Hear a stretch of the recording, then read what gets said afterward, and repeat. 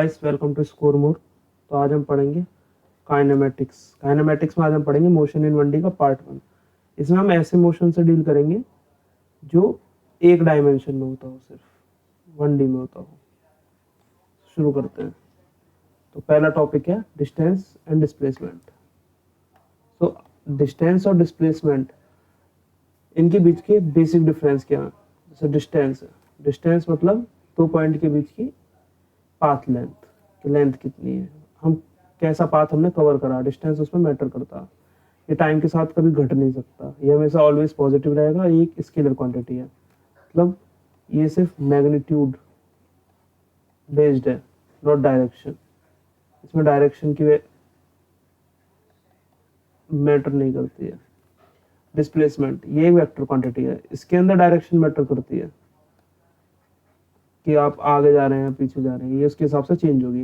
ये पॉजिटिव भी हो सकती है, नेगेटिव भी हो सकती है और जीरो भी हो सकती है, और ये टाइम के साथ डिक्रीज भी कर सकती है। तो अगर आप आसान भाषा में इसको समझना चाहें तो ऐसे समझ सकते हैं, जैसे कि डिस्टेंस मतलब डिस्टेंस, फ्यूल जो कंजप्शन होता है किसी भी व्हीकल का, वो डिस्टेंस पे डिपेंड करता है, वो डिस्प्लेसमेंट पे डिपेंड नहीं करता। जैसे कि 2 पॉइंट ए और बी ले लीजिए, इन दोनों के बीच में जाने के अलग बहुत सारे रास्ते हो सकते हैं, ठीक है, बहुत सारे। लेकिन इन दोनों के बीच का जो शॉर्टेस्ट डिस्टेंस होगा ना, शॉर्टेस्ट, उसको डिस्प्लेसमेंट कहेंगे हम, वो होगा डिस्प्लेसमेंट। और बाकी के जो रास्ते होंगे अलग अलग, सब में अलग अलग फ्यूल फूकेगा, क्योंकि सबका लेंथ अलग है। इसमें अलग फ्यूल फूकेगा, इसमें अलग फ्यूल फूकेगा, इसमें अलग। तो फ्यूल कंजप्शन पाथ पर डिपेंड करता है, लेकिन जो शॉर्टेस्ट डिस्टेंस होगा दो पॉइंट के बीच का, उसे डिस्प्लेसमेंट कहते हैं। डिस्प्लेसमेंट लॉजिकली, मतलब अगर हम सोचें कि हमारा फोकस क्या है, एक पॉइंट से दूसरे पॉइंट जाना, जाने के बहुत रास्ते हो सकते हैं, लेकिन जो सबसे शॉर्टेस्ट होगा उसको हम डिस्प्लेसमेंट कहेंगे। ओके, तो अब एक नोट लिखिए। डिस्प्लेसमेंट डिस्टेंस के इक्वल हो सकता है, या तो उसके कम हो सकता है, उससे ज़्यादा कभी नहीं हो सकता। अगर डिस्प्लेसमेंट मैग्नीट्यूड वाइज डिस्टेंस के इक्वल है, तो उसकी की कंडीशन है कि उसकी डायरेक्शन ऑफ मोशन में कोई चेंज ना हुआ हो। एग्जांपल देखिए, अगर सपोज कीजिए कि कोई इंसान है, वो ए पॉइंट से बी पॉइंट जा रहा है और बीच का डिस्टेंस है 10 किलोमीटर।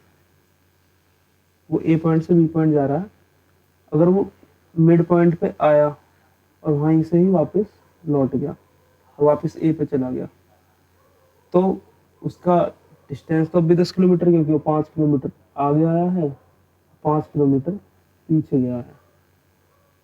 तो डिस्टेंस 10 किलोमीटर है, लेकिन डिस्प्लेसमेंट 0 है, क्योंकि वो इनिशियल और फाइनल पोजीशन पे डिपेंड करती है। पहले भी वहीं खड़ा था, अब भी वहीं खड़ा है। तो ये डिपेंड करती है इनिशियल और फाइनल पोजीशन पे, कि पार्टिकल पहले कहाँ था और अब कहाँ पे है, एक टाइम पीरियड के बाद। तो अगर ये डायरेक्शन ऑफ मोशन में चेंज नहीं करता, सीधा चला जाता बी पे, तो फिर तो डिस्टेंस भी 10 होता और डिस्प्लेसमेंट भी 10 होता। डायरेक्शन चेंज हुई तो फिर दोनों भी चेंज हो गए। अगर डायरेक्शन चेंज नहीं हो, एक पार्टिकल जहाँ से स्टार्ट हुआ है इनिशियल और फाइनल तक भी बिना मुड़े वहीं तक जाए, तो डिस्टेंस और डिस्प्लेसमेंट बराबर होते हैं।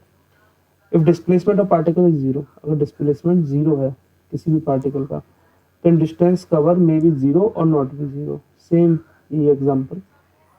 फिर डिस्टेंस 0 भी हो सकता है और नहीं भी हो सकता है। जैसे कि देखो, अगर सपोज ए से कोई इंसान चलने के लिए चला और वो वापस वहीं पे आ गया, तो घूम के डिस्प्लेसमेंट 0 है, लेकिन वो घूम के आया आगे से, घूम के कहीं से, तो डिस्टेंस यहाँ पे 0 नहीं है, पर डिस्प्लेसमेंट 0 है यहाँ पे। अगर वो यहाँ से चला ही ना होता, यहीं पे खड़ा होता, ए पे खड़ा होता, तो फिर तो डिस्प्लेसमेंट भी 0 और डिस्टेंस भी 0। तो जब तक पूरा सिनेरियो पता ना हो तो ये बात नहीं कह सकती। ये असर्शन रीजन में पूछ लिया जाता है। असर्शन रीजन में डिस्प्लेसमेंट ऑफ पार्टिकल अगर 0 है, तो डिस्टेंस 0 हो भी सकता है और नहीं भी। ये तो पूरी कहानी पता ना हो तो हम बता नहीं सकते। तो चलते हैं नेक्स्ट स्लाइड पे। अब चलते हैं कुछ बेसिक डेफिनेशन की ओर। जैसे यूनिफॉर्म स्पीड। यूनिफॉर्म स्पीड का मतलब होता है कांस्टेंट, एक ही स्पीड से अगर कोई चीज चल रही है तो मतलब वो यूनिफॉर्म स्पीड से चल रही है। मैग्नीट्यूड वाइज स्पीड भी एक स्केलर क्वांटिटी है, मतलब यहाँ पे भी डायरेक्शन मैटर नहीं करती। अगर मैं कहूँ कि दो चीज सेम स्पीड से चल रही है तो उसका मतलब है कि दोनों की, ये हमें दो की इंफॉर्मेशन दे रही है सिर्फ स्पीड के बारे में। मतलब सपोज करो कि एक गाड़ी इधर 10 किलोमीटर से जा रही है, एक गाड़ी 10 किलोमीटर से जा रही है, ए और बी।